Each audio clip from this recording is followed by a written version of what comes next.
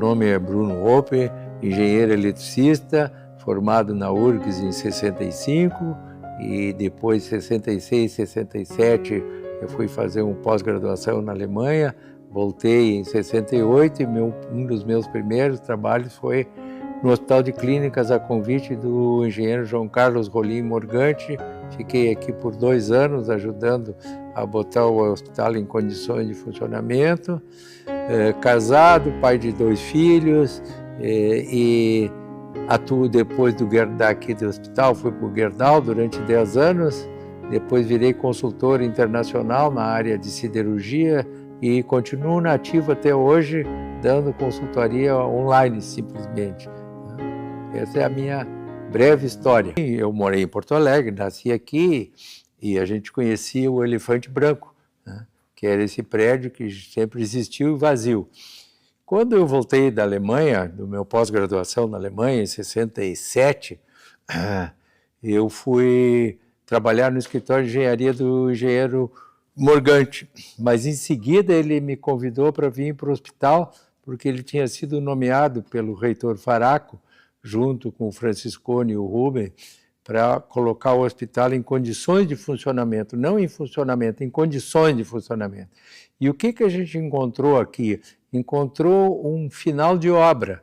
Tinha uma construtora, Sebem, que é essa que está listada ali no livro, que fazia as obras, tinha um escritório de obras da engenharia da URGS, e nesse escritório tinham 2 engenheiros, o engenheiro Rosa, que eu não me lembro, o outro não me lembro o nome, e um office boy. Eram só 3 pessoas, num escritóriozinho ali no térreo. Não tinha mais nada.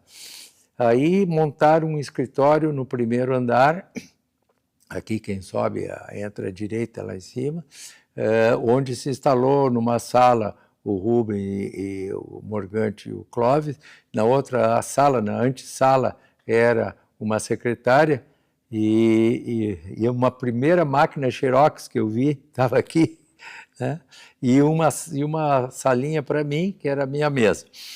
Bom, o que tinha no hospital? Praticamente não tinha nada, era no subsolo, tinha assim, centenas de caixas fechadas. E eu perguntei, o que são essas caixas? Isso aqui é um convênio que o governo federal fez com a Alemanha Oriental, e a Alemanha Oriental tinha uma dívida com o governo brasileiro e pagou parte da dívida com equipamentos médicos. Estava tudo encaixotado lá embaixo e era tudo radiologia, certo?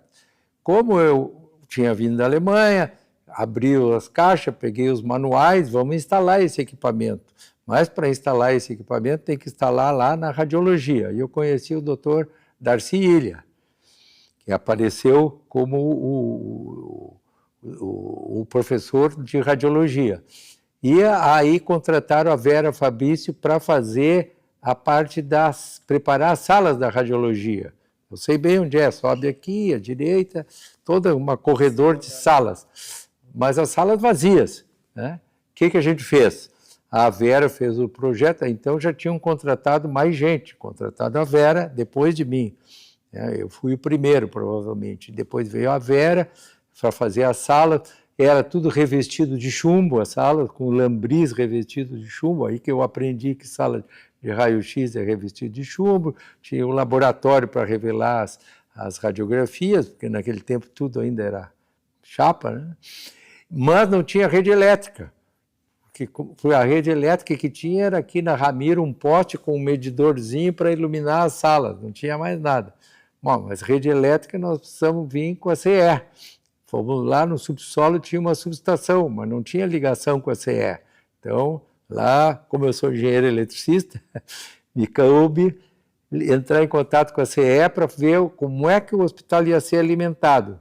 O que resultou disso? Resultou que nós fizemos um alimentador único, especial para o hospital, vindo daquela subestação que está em cima da Luca de Oliveira com a Casimiro de Abreu, sabe onde é? Lá em cima, naquela esquina, que aquilo chama CEPA 4, Subestação Porto Alegre 4. De lá veio um alimentador único, especial para o hospital de clínica. Quando tem que desligar alguma coisa, o hospital é o último a ser desligado. Isso entrou, fizemos a ligação e finalmente temos luz elétrica para fazer funcionar radiologia, elevador. Ali no livro diz que não tinha elevador. Tinha, todos os elevadores estavam instalados, só que não tinha energia elétrica. Só tinha energia elétrica para a luz do lâmpada de escritório, não tinha energia elétrica. Agora tem. A rede tudo estava feita, só não tinha a alimentação da CE. Então, nesse momento, tem a alimentação da CE. Mas o hospital precisa também de um grupo gerador de emergência. Então, vamos instalar um grupo de gerador de emergência que instalamos ali nessa rua do lado, lá no fundo.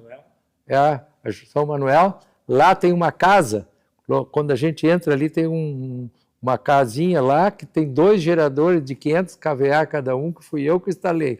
Contratamos a obra, contratamos geradores, instalamos os geradores, testamos os geradores, e são os geradores especiais para o hospital.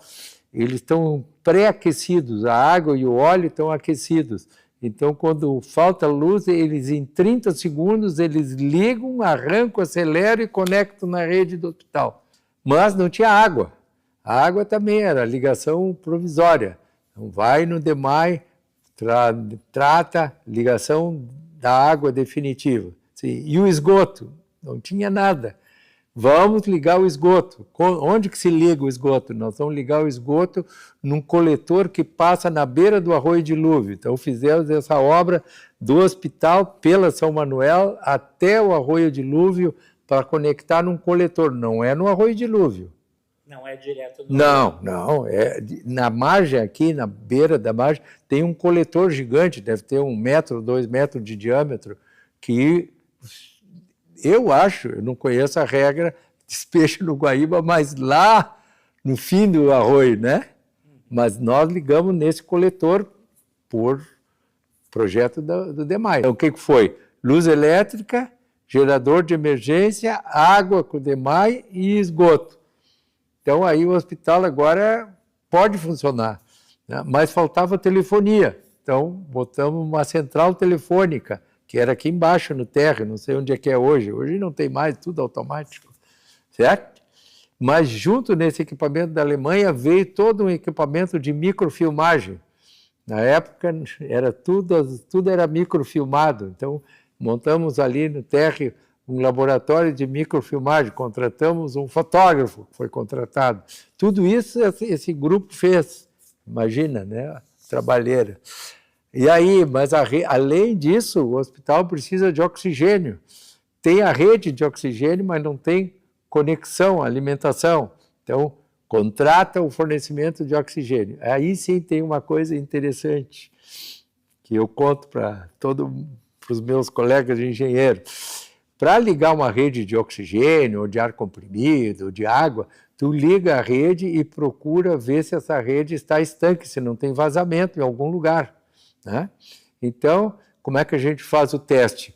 Tu pressuriza a rede, hoje às 9 da manhã, volta 24 horas depois e a pressão tem que estar a mesma, ou seja, não perdeu o oxigênio, então não tem, a rede está estanque. Passou no teste de estanqueidade. Aí eu fui lá num dos quartos, abri a rede, a válvula de oxigênio e não saiu oxigênio. A rede era estanque, mas o oxigênio não fluía. Em algum lugar estava fechado uma válvula, então nós não tínhamos testado o hospital todo, nós tentamos um pedaço só. Então, isso foram as partes interessantes. E tudo estava lá no subsolo, mas não tinha móveis. Então, montamos uma carpintaria lá no subsolo. Eu era o chefe da carpintaria, contratamos um marceneiro, um cara que era mágico para fazer móvel. Então, a Vera Fabrício era a arquiteta das salas e tudo, e contrataram o Günther Weiner para desenhar os móveis. E um dos móveis dele famoso é esse cabide. Sabe qual é o cabide do hospital de clínica? Aquele que baixa os pedacinhos assim. Sabe qual é? E o banco? Isso, aquilo é design do Günther Weiner, certo? E esses móveis todos foram fabricados no subsolo, na marcenaria montada para o hospital de clínica própria. Montamos do lado uma serralheria, com máquina, com torno, máquina de solda, tudo. Eu era o chefe da marcenaria, da serralheria. Agora, eu não me lembro o que eles faziam na serralheria, na verdade. Eu lembro que os móveis eram feitos ali, certo? E do lado ali, logo que descia no porão, instalamos, com os irmãos Zelmanovitz, instalamos um rastreador de iodo radioativo. Era um dos primeiros, né? Então, eu era o engenheiro que instalei o aparelho, fizemos os testes, tudo, porque vem uma tireoide padrão, né? Então, bota ali, passa a máquina, se ela detecta realmente o que tem, porque tem um corpo de prova, né? Depois, isso tudo levou 2 anos. Foi até muita coisa feita num prazo muito curto. Até hoje eu me admiro. É 68, 69, até 70, não sei que ano, que mês que saiu o decreto. Eu me lembro quando festejaram aqui, teve um festejo do decreto. Olha, saiu o decreto, agora vai ter o hospital no novo formato e tal. Isso foi ainda quando festejaram aquilo, que saiu, foi aprovado lá em Brasília. Depois eu li no livro que ele ia assinar no outro dia e morreu. E tal. Não sei, mas que dia foi que veio o festejo que tinha sido aprovado no Congresso, a lei para criar o Hospital de Clínicas numa estrutura administrativa única, né? No momento era única, que ninguém queria que fosse URGS, né? Certo?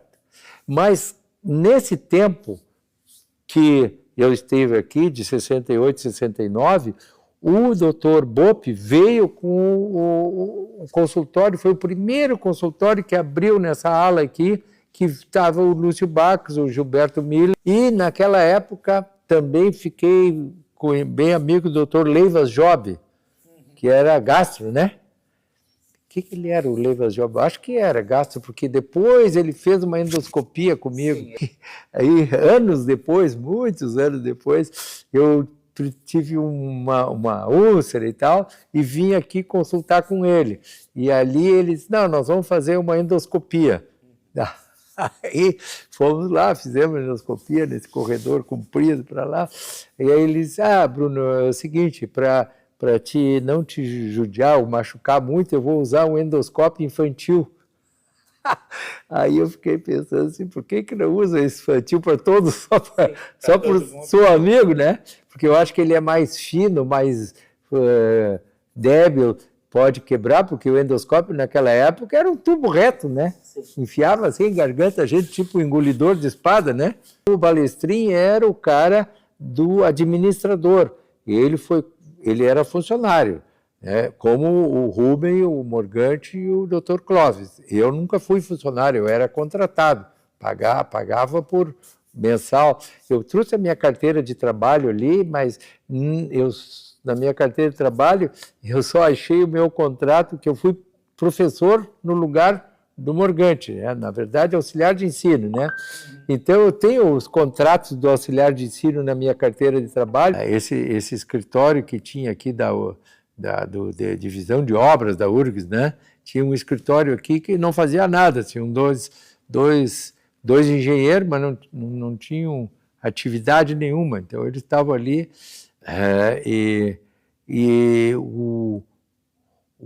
que a história era o seguinte, eles tinham um office boy, né? Que a gente também usava esse office boy dele para entregar coisa na reitoria, aqui e ali, e levou tempo para a gente descobrir que esse office boy era analfabeto. Então, dava para ele um envelope para entregar na reitoria, escrito, doutor fulano de tal, sala tal, e ele pedia para repetir, onde é que é mesmo? Aí tu repetia, ele decorava. Depois, levamos meses para descobrir que ele não conseguia, ele não lia nada, ele decorava o que tu dizia. No livro ali fala com o Balestrin e tal, ele não estava satisfeito com o desempenho do grupo de trabalho, aí o Balestrin se ofereceu para assumir a direção, mas eu não lembro desse detalhe, eu só lembro que foi desfeito quando saiu o decreto. E aí não tinha mais sentido, né? E começaram a contratar pessoas, né? A equipe se desfez. Se desfez, estava...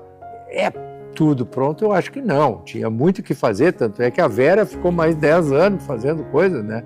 Tinha muito o que fazer, né? Aí tinha um problema da água quente, eu não me lembro como é que resolveram.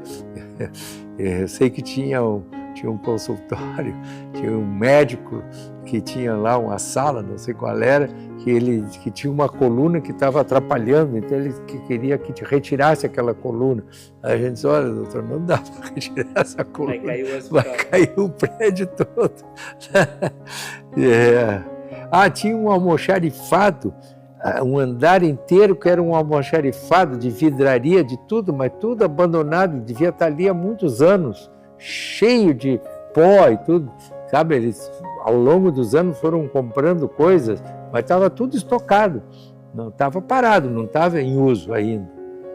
E os elevadores, sim, a gente botou em uso, contratou uma empresa, a Atlas, que era para dar manutenção nos elevadores, né? Isso tudo eu me lembro.